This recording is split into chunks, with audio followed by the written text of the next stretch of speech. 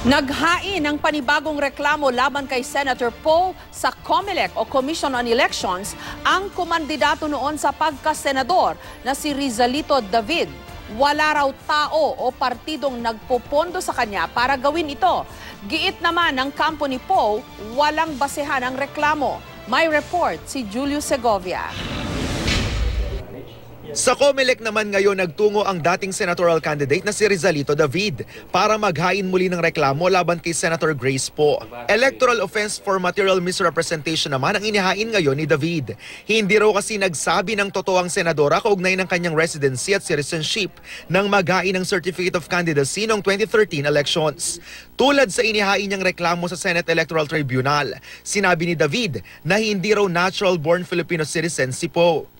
Hindi rin daw totoo ang idineklara nitong 6 na taon at 6 na buwang paninirahan sa Pilipinas. At ikatlo, hindi raw eligible na tumakbo dahil questionable ang kanyang COC. Yan naman po ay hustisya naman para sa buong sambayanan. Kasi sa ngayon, siya ay nakaupo bilang senador, binabayaran ng kanyang salaries, yung kanyang privileges, lahat ng uri ng emoluments, pero yun naman pala ay hindi siya karapat-dapat na umupo bilang senador. Muling giit ni David, walang tao o partidong nagpopondo o bumubulong sa kanya. Kung pwede, tigilan na rin po yung pag-aakusa sa akin na merong tao na nasa likuran ko, yung mga powerful forces. Babala ni Rizalito David, hindi ito simpleng disqualification case. May criminal liability raw ang reklamo niya laban kay Poe. Sakaling makitaan ng probable cause ng COMELEC ang kanyang reklamo, pwede raw itong iakyat sa higher court. Kaya may payo siya sa senadora.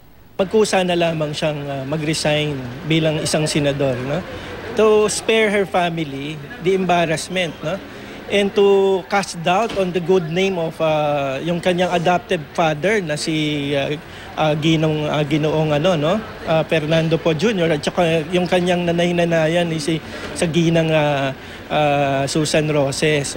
Sagot ng kampo ni Senator Grace Poe, isa siyang natural-born citizen at kampanteng papaboran ng Korte Suprema. Gaya raw ng ginawa noon kay Fernando Poe Jr. Pang-aapi raw kay Poe ang reklamo. Pangmamaliit din daw sa talino ng mga Pilipino ang ginagawa sa senadora at handa raw nilang sagutin ang mga alegasyon. Julio Segovia, GMA News.